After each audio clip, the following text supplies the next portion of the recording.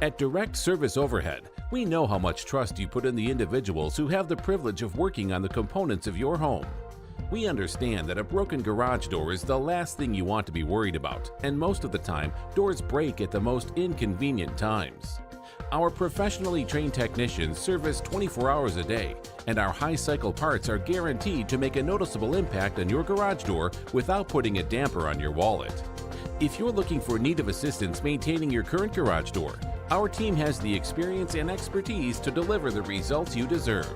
Give Direct Service Overhead a call today or visit us online to learn more.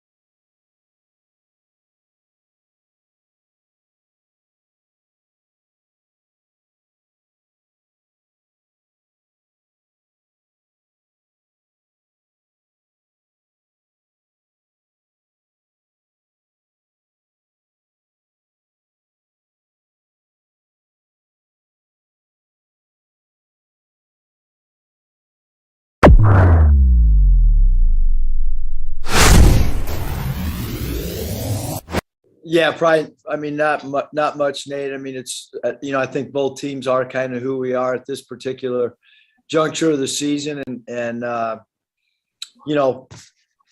first game doesn't really have any meaning as you carry into the second game. Obviously, Tennessee's played so well at home all year, and haven't lost a home game, so we know the environment we're walking into, and we have this 40 minutes, and then get ready for SEC tournament play. I mean, it's just the uniqueness of how the schedule unfolded this year. I mean, everybody we've played for the last, I don't know how long, 8 games, 9, has been a really good team or a ranked team. And I mean, we've done a great job, handling our business, and, we'll go to Tennessee and try to play, like we have been, but obviously it's a different environment playing on the road, and they feel very confident in their own building.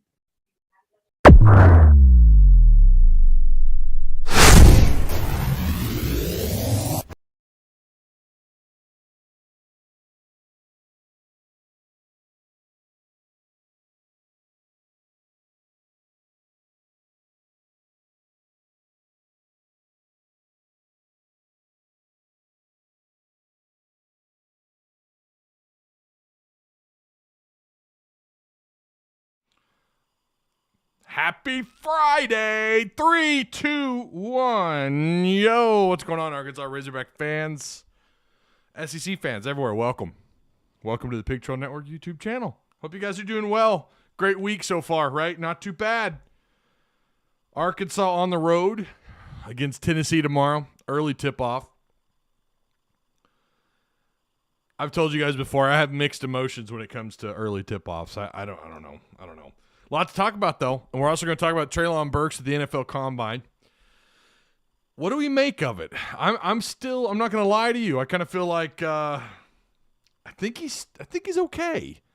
I think he's all right. If you listen to the casual, the casual kind of what do you call them?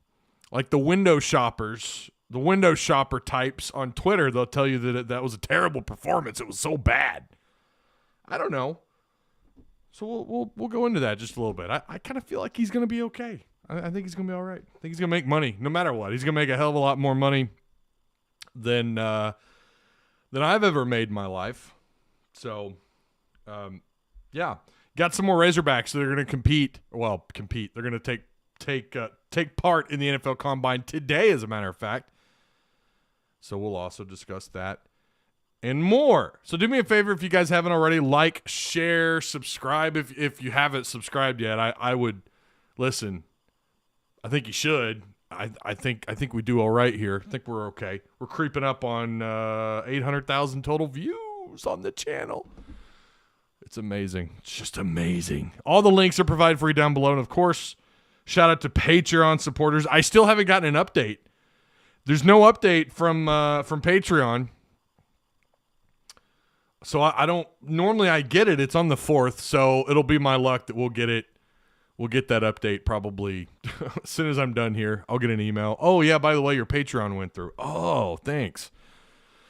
So when that's ready to go, of course, there you go. You'll have your names added if you haven't already. I think we lost a few people. I think I looked at it yesterday, but again, nothing's concrete until I get verified from Patreon, until they send me something.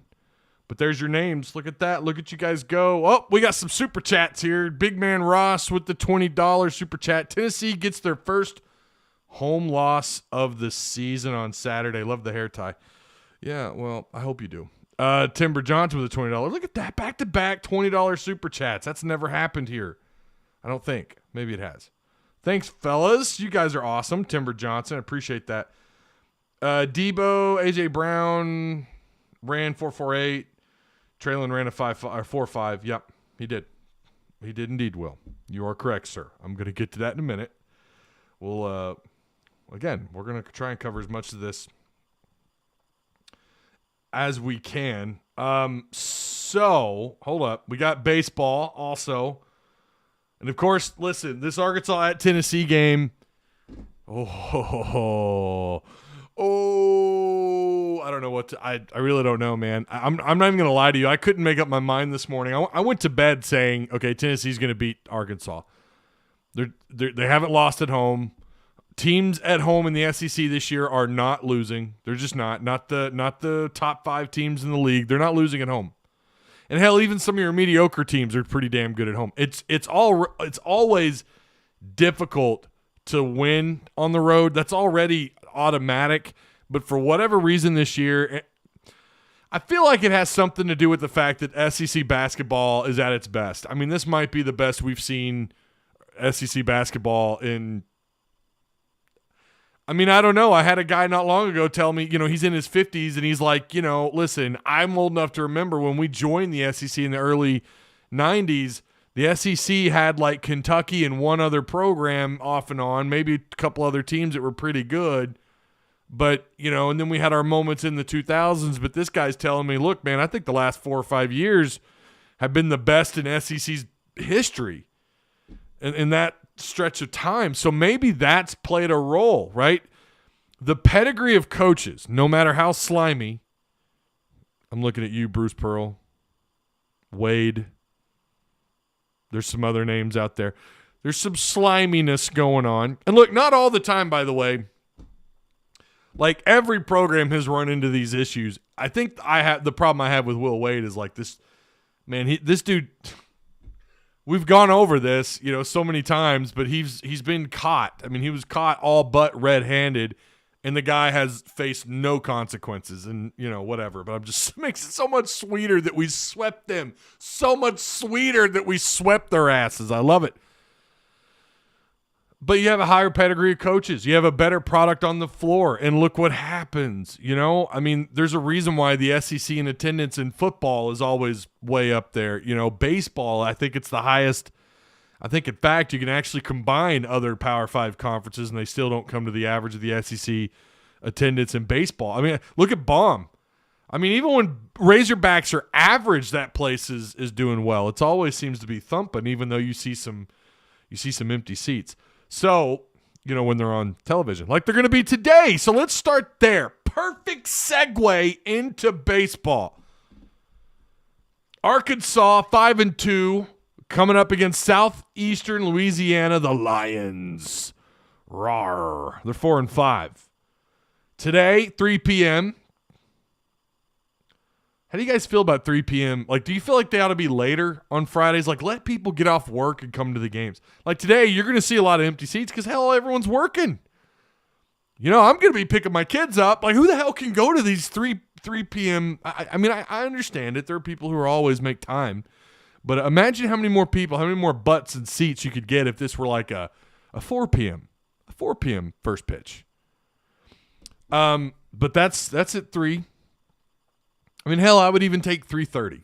Growing up, my dad got off work. He may be in here. My dad was home by like 3:30, 3:15. And we lived down the road from Baum Stadium, so we could just, if we wanted to, not that we ever did, we didn't go to a lot of games. I didn't, as a kid, didn't go to a lot of baseball games. I think he went to a few. But I could just see that in my head, like him coming off work or getting off work and then just turning around, being able to make a game. Yeah, obviously 4 p.m. would be a lot better. I don't know. I'm a stickler when it comes to that stuff because my thinking is always how many more people could you get to a game, versus 3 p.m. versus 4 p.m., 5 p.m. And late night baseball, man, or late evening baseball when you're under the lights, there's nothing like it at Baum Stadium. Saturday you're gonna have a doubleheader. Now, where is that? I know I have it here. So Saturday you're gonna have, I guess, a noon. It's going to start. So Friday's going to be the 3 p.m. And then, like, I literally just got this. Someone posted it in our Discord, and I'm just now looking at it. So they're expecting rain. So they're just going to play their game 2 and 3. But I don't see a time. So I guess it's just going to be.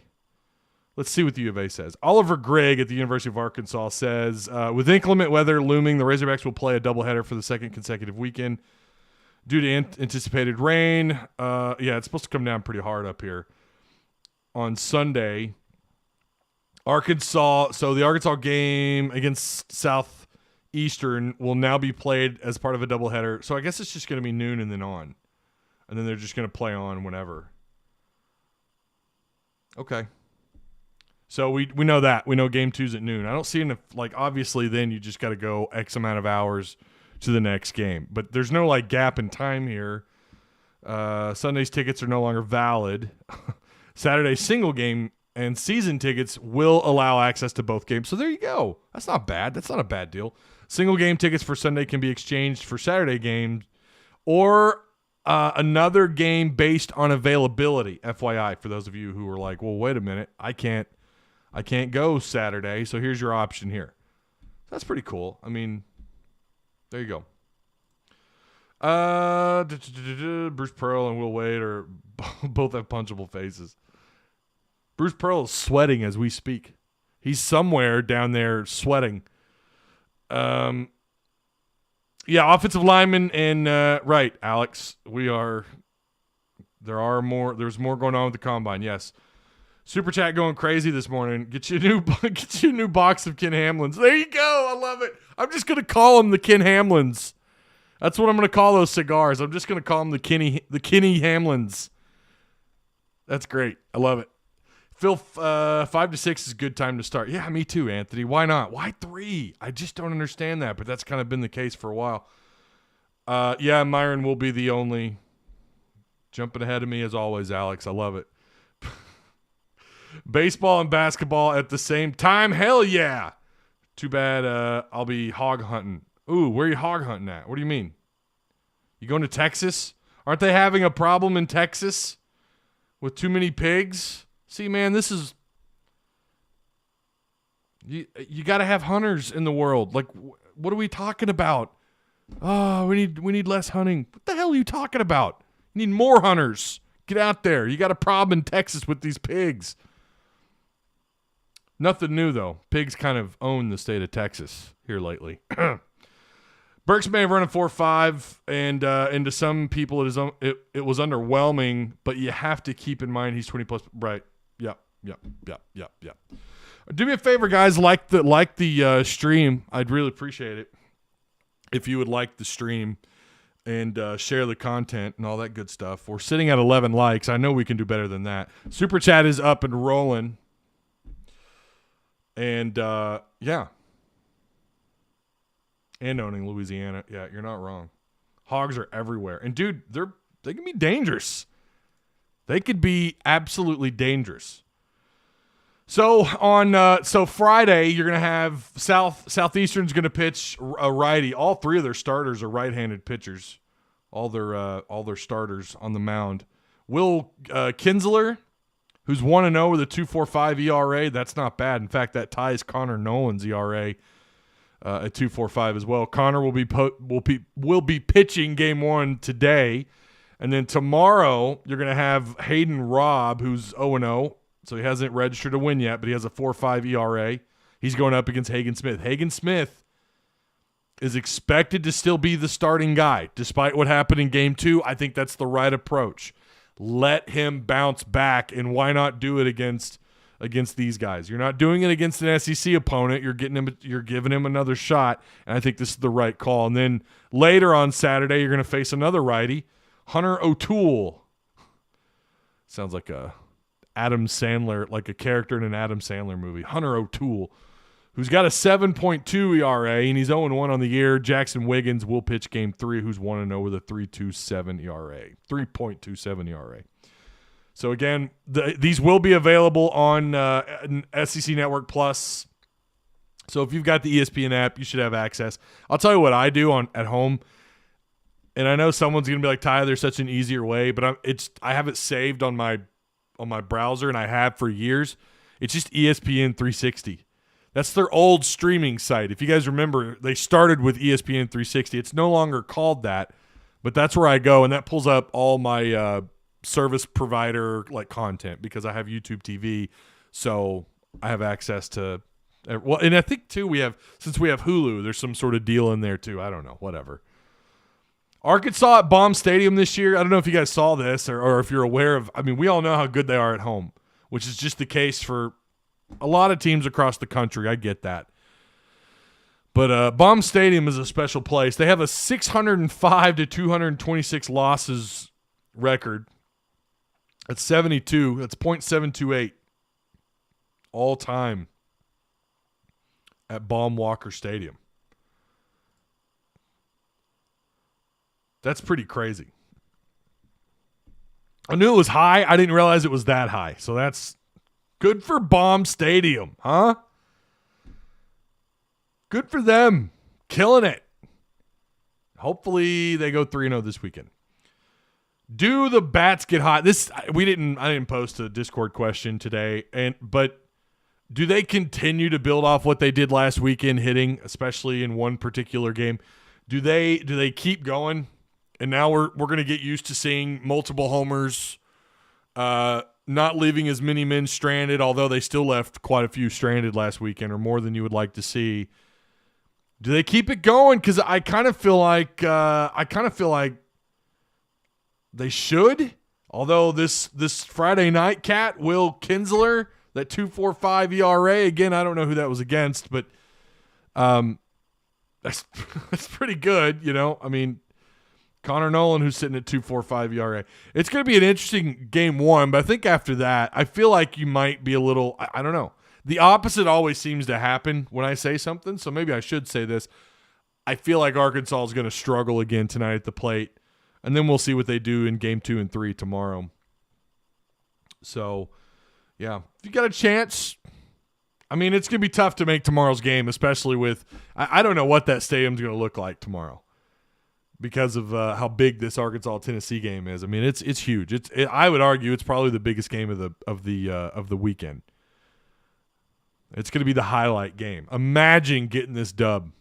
Imagine doing that, man. Going to Tennessee and just peeing all over their home parade, right? We're undefeated at home. Look at us. We're so special. And then you walk in there and you're just like, no. God. So I don't know what the environment's going to look like tomorrow for game 2. Maybe game 3 it'll fill up. But especially if there's something on the line, if you drop one of these games and you've got a third game to win, to take the series, something like that, then maybe you'll see even more fans because they want to go see it. When there's something on the line, more people seem to show up, and the crowd's even more energetic.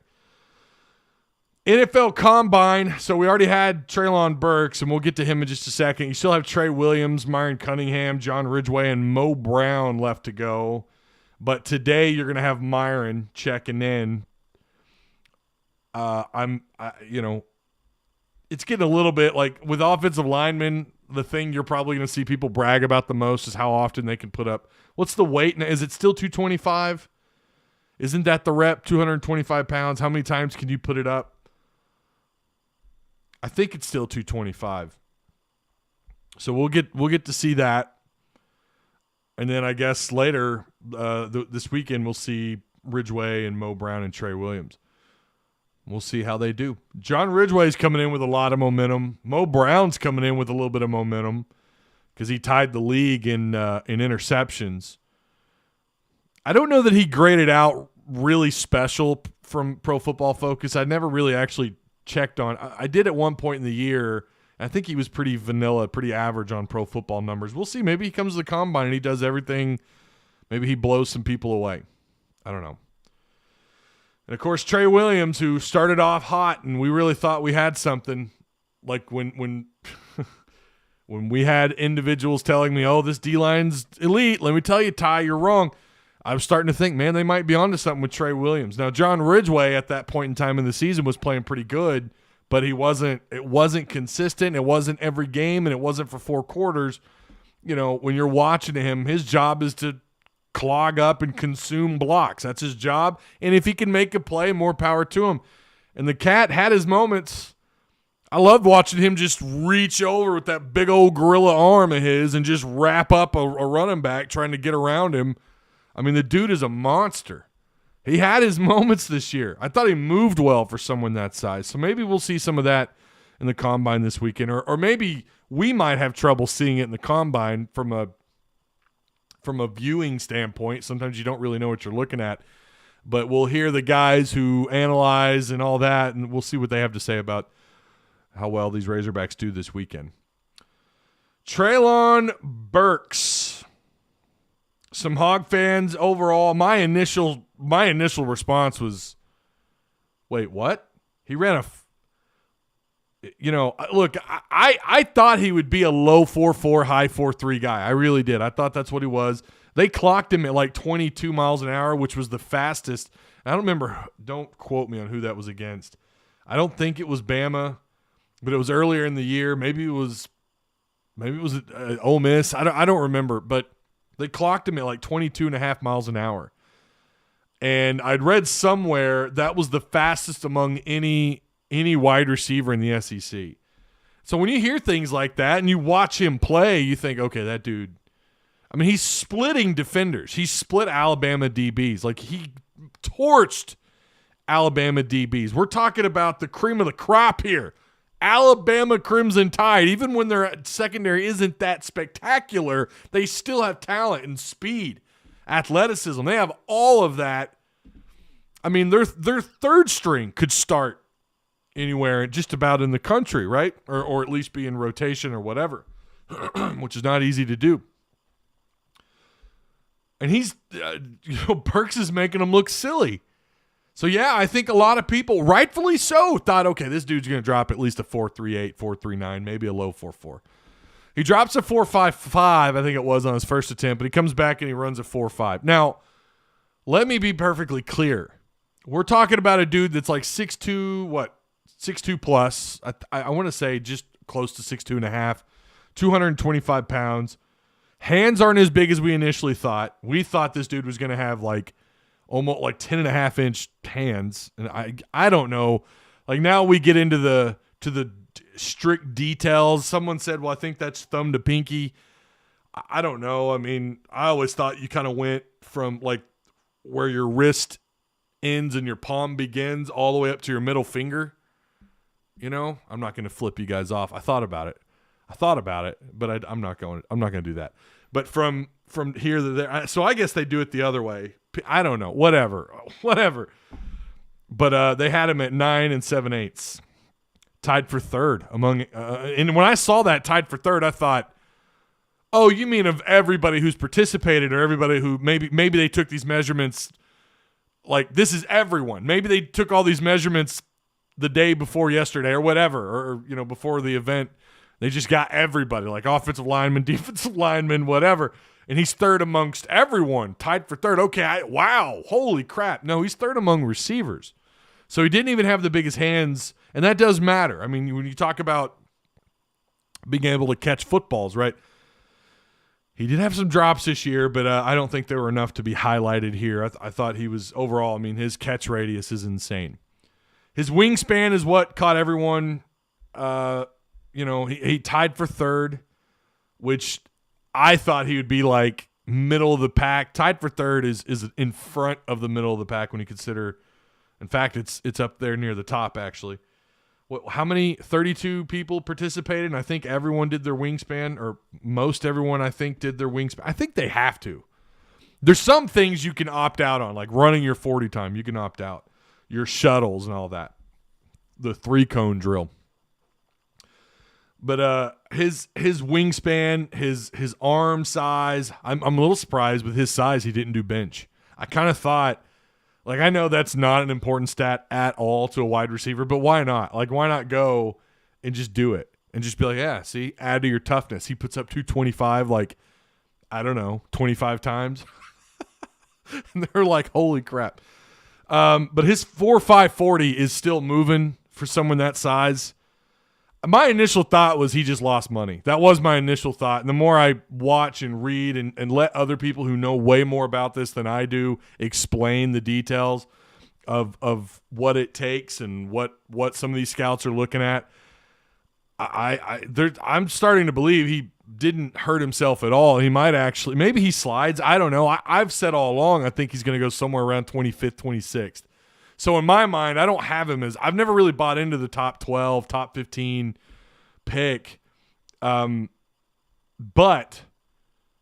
maybe he does still land there. I don't know. Maybe someone's going to look at that and be like, especially who they're comparing him to, maybe someone takes a shot at him. His vertical was 33 inch. His broad jump was 10.2. He didn't participate in the, 3-cone, 20 shuttle, or 60 shuttle. In 2021, he had 66 catches, 1,104 yards, 11 touchdowns in 12 games. Again, today will be running backs, offensive linemen, and special teams.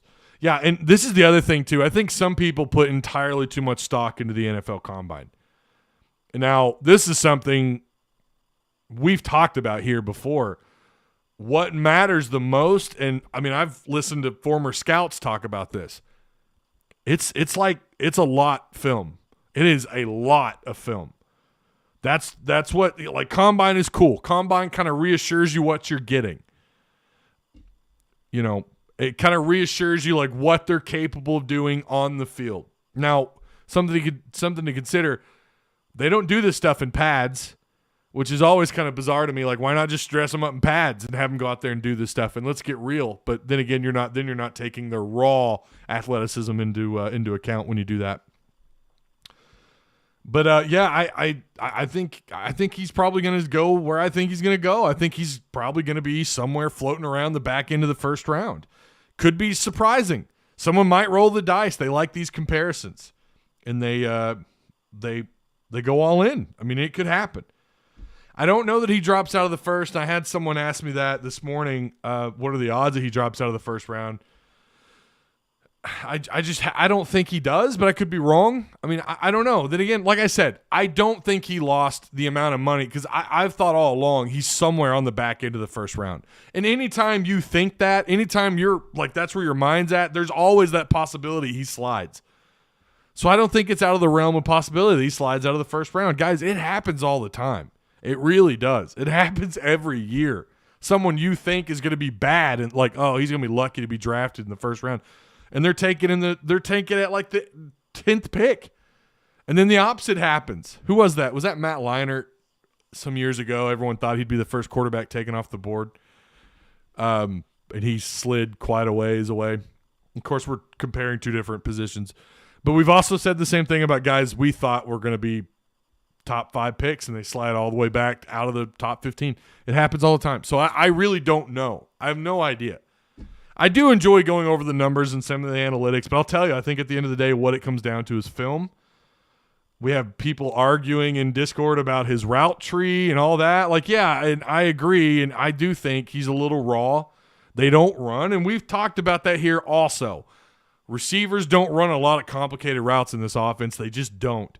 Is that going to hurt them in their draft? It might. It could. Is that a disadvantage?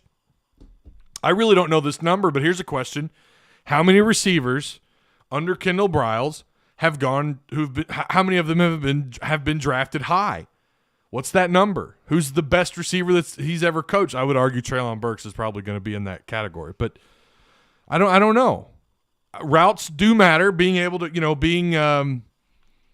being well adjusted as a route runner, someone who can run all the routes, I can tell you right now that matters. Being able to look at a basic concept of the route tree and taking that into consideration, then all the other different variations of those routes the NFL likes to run, yeah, those are going to matter. And of course, as an offensive coordinator, or in this case as a GM, you're going to look at that and go, well, he's ran really basic routes. So we run a pretty complex system like a lot of offenses do.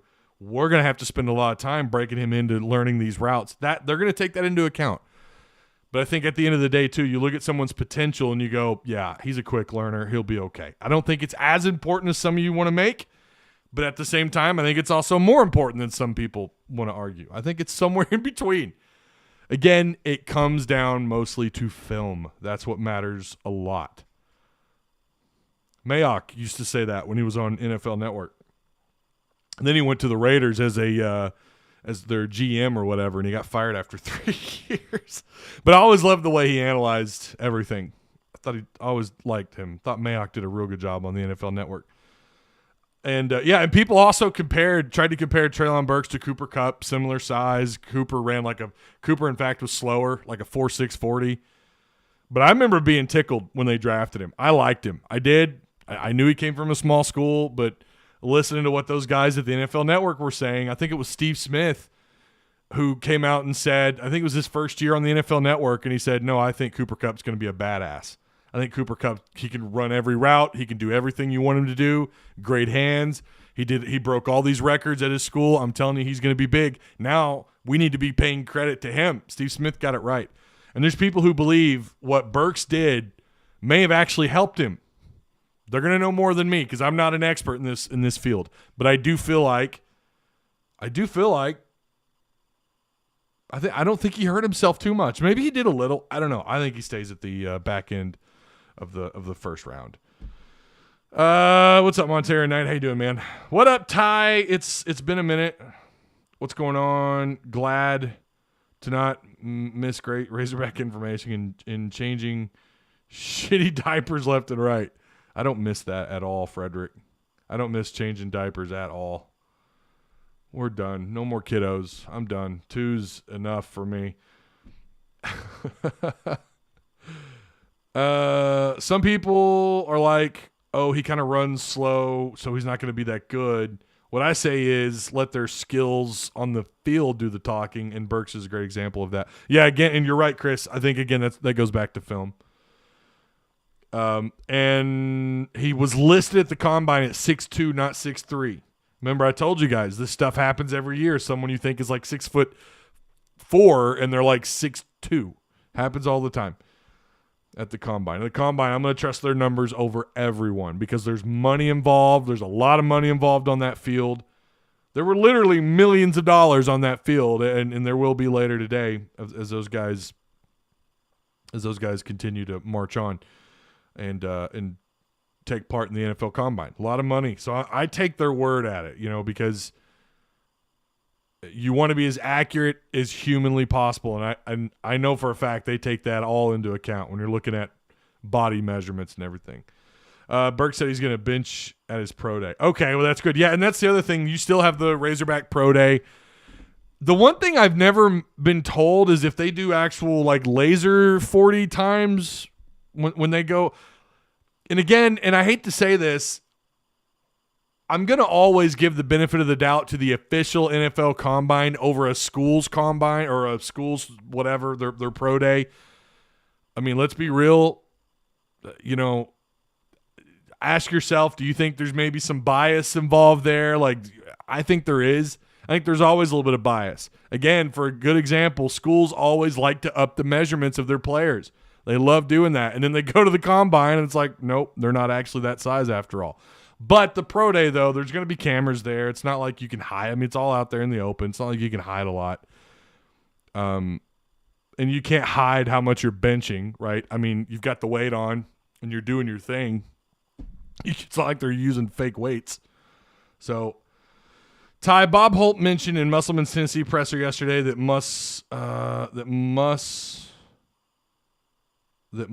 Bud Walton Arena record is 46-6 since he's been here. I think that's right. No. He's lost more than 6 at home. That can't be right. Is he 46-6 at home?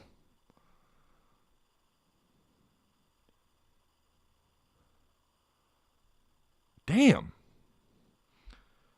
Did I miss? No, we're coming up to that, Ed. We're going to talk basketball's next on the slate here. I don't know. Y'all remember that guy that blew up the combine y'all remember that guy that blew up the combine away by practicing every day for it? I don't know who you're talking about. I see him going to the Eagles at the 19th overall pick. I mean, yeah, maybe. Burks will go to Dallas. Get over it. Who's upset that he's going to Dallas? I think that might be a pretty good place for him. I know there's some questions about who they're re-signing in their offense next year during the offseason. What is Rick Barnes' Tennessee home record? I don't know about overall, but I'll tell you this year they haven't lost. They have not lost a single game at home. The routes Burks runs are the top routes ran in the NFL in the past couple of years. It says JD. I'd love a link to see that, JD, because I have no idea whether that's true or not. I could take at your word, but I have no idea. We know the NFL is slowly kind of implementing more RPO into their offense, so maybe they are drawing up more similar routes. I don't know. Imagine if he goes to Dallas. Yeah, Cowboys fans around here will love it. It'll be like when Felix got drafted by the Cowboys. Burks has an offensive tackle wingspan, definitely a plus. Dude, that wingspan is insane. And that speaks to the catch radius that we all talked about the whole season. Like, this dude's catch radius is insane. He catches everything around him. He does have big hands, even though they're not as big as we thought. The Eagles would be the worst case scenario for Burks. Jalen Hurts is ass.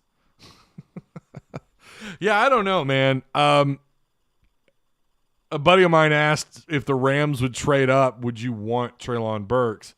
And the Rams don't have a first-round pick. They've traded all their stuff away over the last several years. And my answer is no. They don't need him.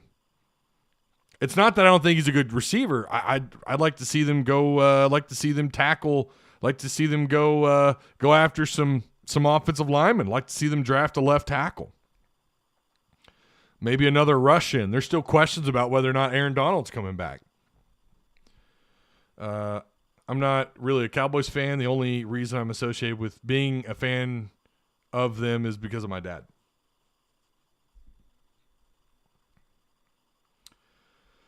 Roar Sports Media says Scout don't really care where they get the measurements, either combine or school measurements. They just want confirmation so they can make their case in draft rooms. Right, but I would say, again, they're probably going to take the NFL combine a little bit more seriously, is all I'm saying.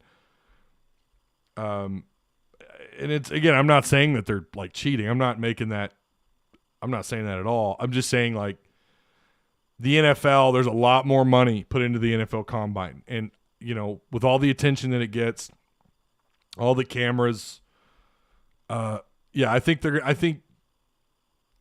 would take, if you're going to ask me, like, which one would you take more serious, it's going to be the NFL Combine, for sure. I detected some sarcasm in Muss's voice regarding possible seedings, especially referencing Gonzaga and Arizona. I was going to play the clip. Of him talking about the net rankings. And that's where I'm going to segue into this Tennessee-Arkansas game.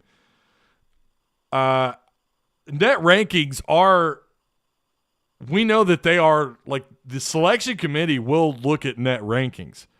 Now, that's what we've been told. I hope they don't put a ton of weight into that. I hope they don't put all their eggs in that basket, because the net rankings this year have been bizarre. I don't understand how a team like LSU, who, yeah, they are playing better basketball. And I'm going to tell you, the way they played Arkansas at Bud Walton, if that were neutral site or home, they beat Arkansas plus 10, 12 points. That's just the fact of the matter. Not all of you are going to want to hear me say that, but that is the case. They definitely, the way the Hogs played, LSU wins that game neutral court or on the road. Is that how the net rankings are breaking this down? Like, LSU's still, even though they're losing close games. They have 20 wins. Do they belong as high up in the net rankings as you know, where they're at in the net rankings? Do they belong to be there? I don't think so. I wonder if like the final score, the fact that you're not blowing people out, is that what they're looking at here? And when you talk about not blowing people out, you have to keep into account who the hell it is you're playing. You're not playing like the bottom tier part of the schedule in the conference. You're not playing bottom tier teams. You're playing some solid teams here. I mean, this stretch is ridiculous. You blow out Missouri. Missouri's trash. You go on the road and you beat a salty, although they're missing Xavier Pinson, still a salty LSU team. You beat them on the road. You beat Martin in the Gamecocks at home. A&M at home. I don't know where A&M's going. A&M's going to be a team that needs wins in the SEC tournament. You go on the road, you beat Ole Miss by 9. You beat West Virginia. You just destroy Georgia on the road. You beat Mississippi State, and then you beat number 1 ranked Auburn by 4, 80-76. You lose. You're 1 point away from still having a win streak going all the way back since you played A&M on the road. Or, well, I guess since Missouri at home. You win at Mizzou. You beat Tennessee at home. You go on the road down the swamp in a place I didn't think Arkansas would win at. And you beat them. And you controlled the majority of that game. You won 82-74. So you won by 8 points. You beat Kentucky at home. LSU, who is thriving, who is playing better. I still don't think they're top 20 seed. It was by a point. And like I said, did you play well enough to win? Well, yeah, you won the game. Again, neutral site or at their place. You lose this one. You do. I still think Arkansas is a better team. I just think the way they played that night, you know, they got bailed out. You know, stupid foul by LSU, and say what you want about it, whatever. There was some atrocious officiating that game, and you could make that argument too, like they were in the way more. But then again, Arkansas took more free throw shots. They're at the line more. At the end of it all, I think it kind of evened itself out, even though that officiating was just pure booty cheeks is what it was. Pure booty cheeks. And LSU fans have a right to be mad too. And the way Arkansas played against LSU wasn't great. But still, like, what are we doing if, like, so are the net rankings saying that because you didn't beat a good LSU team at home by 15, we're not moving you up much? Maybe that's what it is. I don't know. It's strange to me how you can win this much. And, yeah, you have moved. It's not like you haven't moved at all in the net rankings, but you would expect Arkansas to be in the top 10, top 12 in net rankings. I've also changed my mind. I do think Arkansas is a top 10 team. And what changed my mind, I kind of went back. I watched Kentucky and LSU a little bit, and I thought, Arkansas didn't even like, and you do have to give credit to LSU and Kentucky. You got to give credit, but the way they played at Florida, I started to kind of maybe they'll make their way into the conversation eventually, where they should be in the top 10. But I don't know. Kentucky, I thought, okay, they are top 10, but Kentucky didn't exactly light the world on fire in Bud Walton. It was at Bud Walton. Arkansas doesn't lose inside Bud Walton unless your name's Vanderbilt. I was there, and I said I didn't have a problem with them not being in the top 10. I would probably have put them at like 13th, 12th. Should be in front of Tennessee. And then they beat LSU at home, and they played ugly. And that's really the game where I'm like, okay, Arkansas had to overcome a lot. LSU is thriving and playing some pretty good basketball, although still up and down this part of the season. They're not exactly on fire, but they are playing a little bit better brand of football. Pinson's completely, I think he's 100% healed up, and he's getting back to his rhythm and has been for a little while. This was a team that really, really was motivated. I listened to LSU's postgame. They were motivated in this game, maybe as motivated as ever, because they wanted revenge. They didn't like the way that last game ended, and they wanted to beat Arkansas. That was a big emotional booster for them, and Arkansas still overcame that. LSU played fantastic. They out-rebounded you. In game one, you out-rebounded LSU by 10. Look what they did in this matchup, in this rematch. I was proud. And watching that, I made up my mind, nope, they should at the very least be 10th. They should be 10th in the country. I have also moved them up ahead of Kentucky and LSU. Kentucky and Auburn on my power rankings. I think they're number one. I think Arkansas is just clearly number one. It doesn't mean you're going to go on the road and win tomorrow. I'm not saying that. I mean, Tennessee, again, they don't lose at home. They could. I mean, if you don't think they're pumped for this game, they're doing a stripe out. They're expected no open spot at all available inside that place, no open seats. It's going to be hostile. SEC fans are aware of Arkansas fans. Like, there's this Twitter rivalry stuff going on. You know they know about that. They're going to be loud, crude, rude, in your face. I don't know. Maybe not. I'm exaggerating a little bit there, but it's going to be a tough environment. To me, this is an icing on top of the icing that's already on the cake, like Justin Black if he were to commit to Arkansas. This game's not going to hurt you if you lose. It's not. I mean, again, no one goes in there and loses or wins. Excuse me. Tennessee doesn't lose at home. So they're a great defensive team. They're even better at home. Yeah, it's going to be an ugly game. I think it's going to be similar to LSU. And maybe even Arkansas kind of controls some moments, and maybe they keep a little bit of a lead. But Tennessee's defense they're just so frustrating, just like Arkansas. And I think Arkansas is better defensively, but Tennessee's up there. LSU was a defensive team. It's going to be this is a very interesting matchup for so many different reasons. I think Auburn, if I understood it correctly, Auburn is they've already won a piece of the SEC regular season. Like, they've got a piece of the championship there. The regular season winners tournament, or SEC winners. Obviously, then you'll have your tournament to decide who can win the SEC tournament. And Tennessee's going to be tough in that too. By the way, LSU, I think LSU's trying to fight their way up the seeding. You got teams like South Carolina and Texas A&M, Mississippi State, who think they can maybe go far. I don't think they can, but we'll see. But yeah, I would put Arkansas top 10, and I'd put them at number 1 in my power ranking. That's where I'd have them. Their brand of basketball is it's something like we have never seen. Last year, sure, but they never sunk to the level that Arkansas basketball did this year. Like, there was a point in time where I thought, I don't know I think they could still get into the tournament, but I think they're going to be fighting to be like 12 or 13 seed if they're lucky. And even then I thought, after you lost your third straight SEC game, you see a little glimmer of hope there, but I still wasn't sure if it was going to be enough. And man, did they turn it around. I've just never seen this kind of turnaround.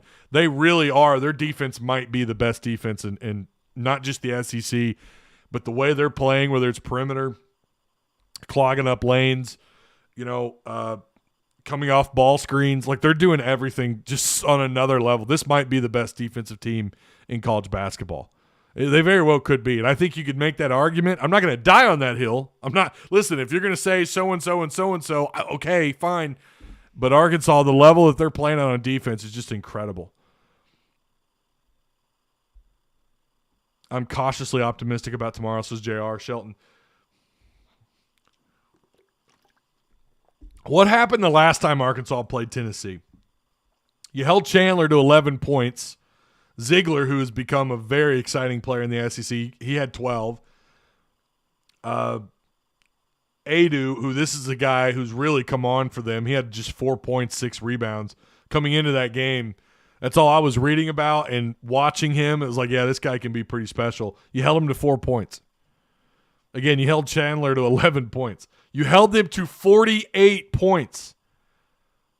I know they're not an elite offensive scoring team. I think they're 5th in the SEC in scoring offense. That's still pretty decent, and you held them to 48 points. You beat them by 10. Arkansas's better than Tennessee. You're not like Tennessee is good. I think they could certainly go on a run. And what really, for any team that's going to match up against them, like they can go deep into that bench. They might have the deepest roster in the SEC. I mean, we'll see 8-9 guys get into double-digit minutes. I mean, I'm pretty sure at one point in the year they were averaging like 9 players getting 10 minutes. I mean, it's crazy. They can go deep. Bailey, Powell, Meshack, Ziegler, Fulkerson, who's frustrating. He may not do a lot, but I remember in that game he was the guy that kept slapping the ball back, and he kind of has a habit of doing that. That's something that he does. Adu, who's really come on for them, he had 17 minutes. Fulkerson had 19. Ziegler, who, of course, not surprising, had 33 minutes. The only guy of their starting 5 that didn't average or didn't get at least 16 minutes was Hatfield or Huntley Hatfield. Was he who got hurt? Didn't he get hurt in that game? Seem to remember him going down. And they have had some younger freshmen step up, the younger part of their roster, starting to get more minutes. Like they're deep. And that's just all you could say about it. Why'd you win that game? I mean, they were awful. Tennessee could not hit anything. They shot 16 of 59, 27%, south of 17% at three-point range. Now, they're not a team that typically takes a lot of looks outside, but Arkansas forced them to take 24 shots outside where they were 4 of 24. They were 12 of 18 at the free throw line. That's not going to happen again. You're not going to hold them to that. You're not doing that. They're not going to shoot 27% from the floor. They're not going to shoot. You might keep them under 20, 25% outside. They shoot really well at home, like all teams do. It'd be nice to hold them under 70% at the free throw line. Arkansas wasn't much better. They were 18 of 59. They both took the exact same amount of shots, but they only made 2 more. But what really, defense was the name of the game in this one. You still shot better at three-point range. You took 22 shots outside. You were 22% there, almost 23%, and you were 77% at the free throw line, 17 to 22. You're okay with that. You're all right with 78, 77%. You'd like to be further up. This could be one of those kind of games. This might be ugly. It might be another foul fest. It wasn't really the first – well, it was actually the first time. Both teams took at least 18 shots or more. And there were 16 fouls on Arkansas, 24 on Tennessee. I could totally see that being reversed in this game.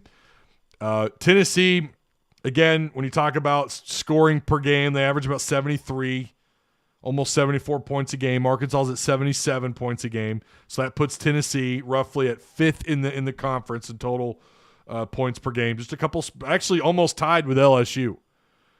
And LSU, who can turn it on, but they're not known for elite offense. Neither is Tennessee. Rebounds, they're kind of vanilla. They average about 37. Arkansas averages almost 39. Arkansas has 330 offensive rebounds, or 337 offensive rebounds. Tennessee has 358. They do a little bit better there. Arkansas with 818 total defensive rebounds. Tennessee at 726. So they're giving up some second chance opportunities for opposing offenses. And then three-point range, again, I think that number is a little bit – they don't take a lot of shots outside. They're probably – I think they're top 5 in the SEC in total shots attempted outside. I could be wrong. I think it's maybe top 4. They will try and launch. They are about a 35% shooting team outside. And they're just right behind Kentucky in three-point percentage shooting.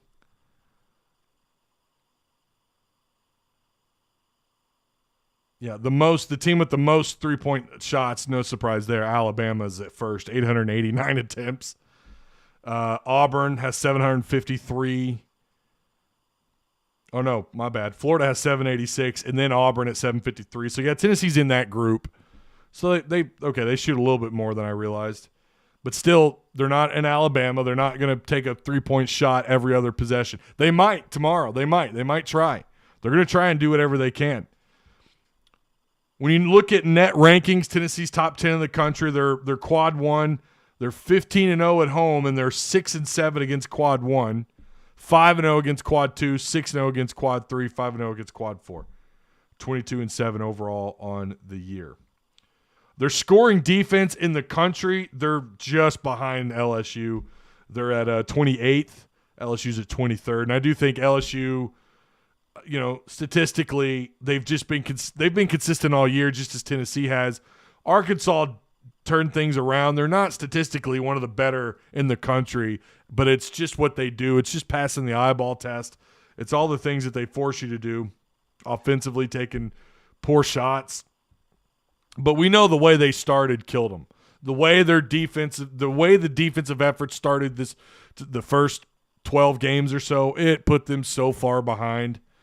When you look at all the defensive categories, someone will say, well, why aren't they, if they're so great, on defense, where are they statistically? And you have to look back.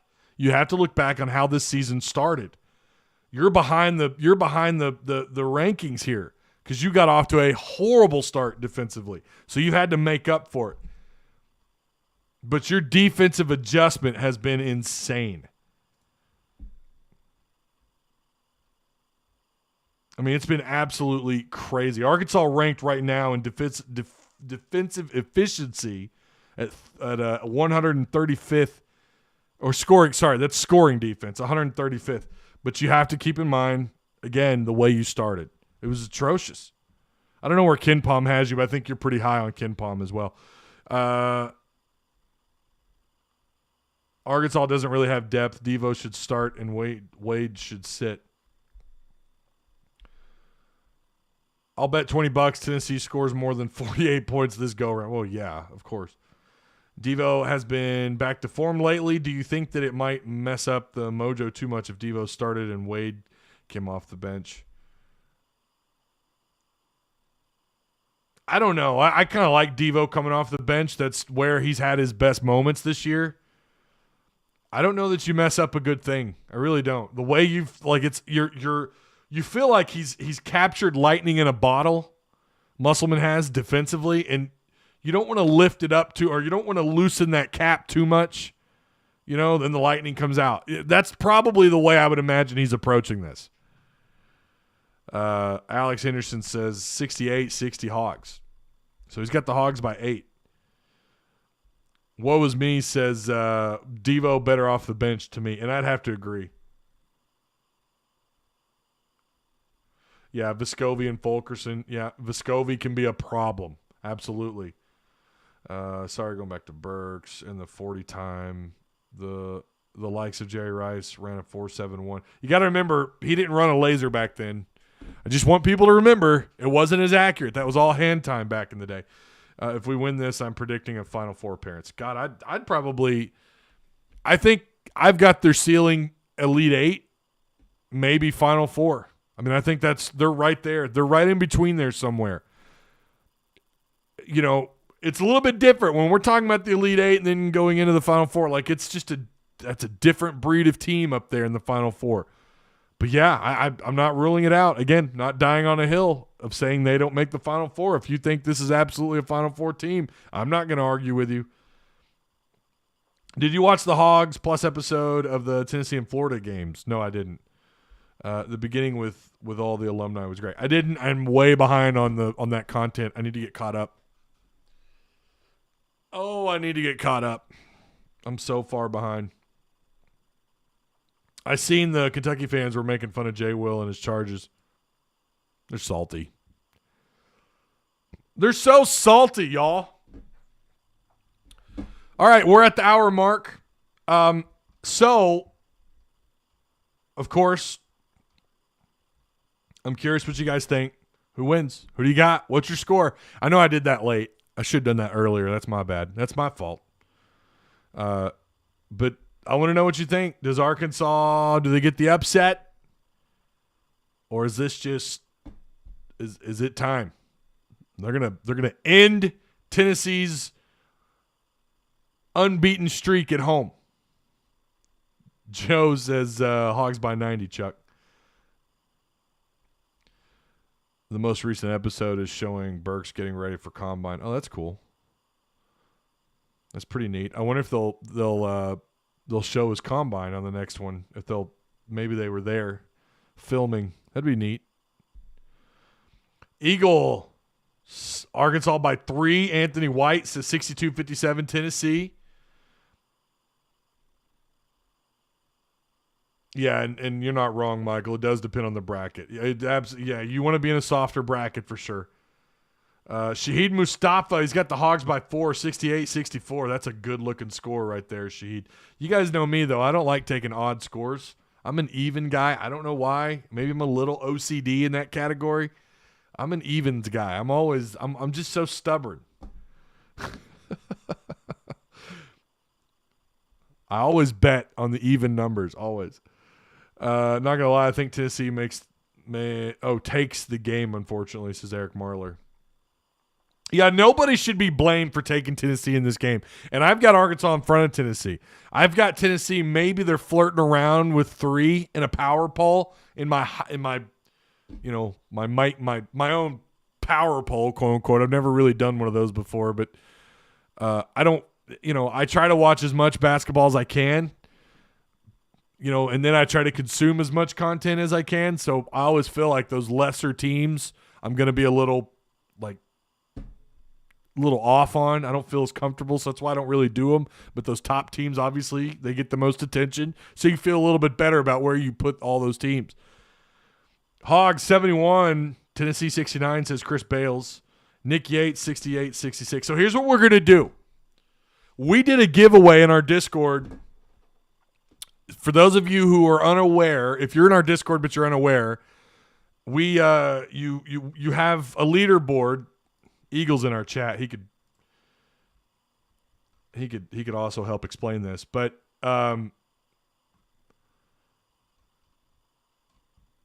we have a leaderboard for a rank based on the amount that you chat, the amount of activity that you spend there, right? And that means interacting with chat, obviously, just typing, chatting, and we're gonna phase out, or we're gonna reset it. And Mike, I kind of want to, if you're still in chat, I kind of want to, I've got some other ideas about maybe we should end it after the SEC tournament. I don't know, maybe not. But the winner, when the dust settles, we're gonna give away something. I don't know yet. It might be, I don't know yet. Maybe we'll give you a head start on the next round on the XP points in the chat. I don't know yet. But it's fun. A lot of people really enjoy doing it. You can do the /rank in our Discord, and that'll tell you where you're at. Mike just did his, and he's ranked 8th in our Discord. So it's pretty neat. It's pretty cool. I think they are on YouTube too. So Pro Football Focus, I just saw this. Pro Football Focus rated Treylon Burks. Chris G just shared this. I appreciate that. Treylon Burks had the number 1 overall draft grade from the combine. Treylon Burks is a draft diamond, first among draft wide receivers, scored out at 155.3. No, that's not combine. My bad. That's not the NFL combine. What is this? First among draft wide receivers, passer rating. Okay. Yeah, the font's kind of hard to read there. It's in red, and it's kind of passer rating when targeted in 2021. All right. I was going to say, I didn't see them post anything about combine numbers yet. So there you go with Treylon. Yeah, man. Again, film's going to go a really long ways, without a doubt. So if you guys want to get in on the XP, see now everybody's doing it in Discord. Yeah, it's just it's /rank, or you can do !rank, and it'll show you where you're at. Who won our bet? I forgot. Someone remind me who won our last round on our competition for Treylon Burks' 40 time. It was Lee guy, right? Lee guy 81 who guessed 44940. So he got 40,000 XP, bumped him up to the top 10. So if we're gonna do that for this one, so keep that in mind. We're gonna, in fact, when I'm done here, I'm gonna create a new thread for Discord, and you guys are gonna be able to, make your guess. I don't know if we're gonna do exactly right. I think we'll do whoever's the closest, maybe without going over or something. I don't know. We'll type out the rules, and we'll give you some XP. You'll get some XP points. How about that? We'll do that for you people in Discord. Don't forget Patreon supporters. If you guys want to take part in that link is if you want to take part in the Patreon Discord stuff, where we do post some intriguing. I'll post some intriguing little tidbits every once in a while there, and I'll also I was gonna upload some more videos in that Patreon link. If you guys want to subscribe, you can take part in that on Discord as well. You got to link your Discord with your Patreon account, but it's pretty neat. I like the colors too. It's pretty sweet. Look at Turkey. Turkey's at 11th. I don't think he has any idea what's going on. 40,000 was a lot. Yeah, it was. I don't know if we're gonna do 40K for that or not. I think this round should be 20,000 XP. Yeah, maybe you're right. Vanover gets a double-double. I'm thinking triple-double. Yeah, I don't think so.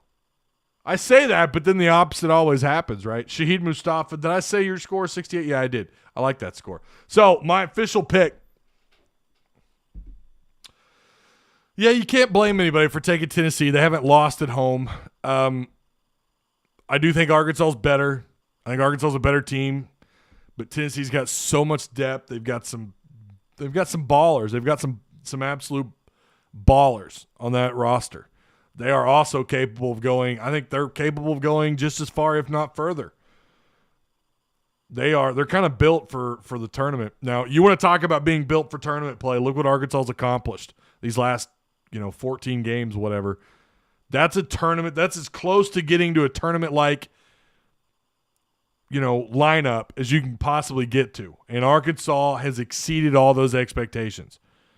But are they going to run into a brick wall?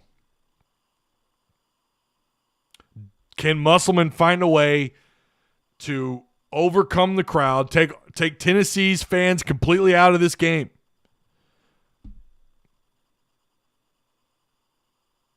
Yeah, I do. I think they get an upset tomorrow. That's what I think happens. I think Arkansas goes in there and they've got it in their heads that there's something on the line here. You might be able to take a piece of that SEC regular season championship. You might be able to ride that whatever you've got going on, this mojo, into the tournament, into postseason play. Musselman's aware of that. These players are aware of that. There's a lot on the line, and they know Tennessee's going to be ready for them. They know that. I like Arkansas here. I think that this is a matchup problem for Tennessee. If you remember that Tennessee game, that's another one of those wins at home where you felt like they still could have played even a little bit better. Tennessee was kind of neck and neck, and then Arkansas found a way there at the end to kind of pull away and win by 10.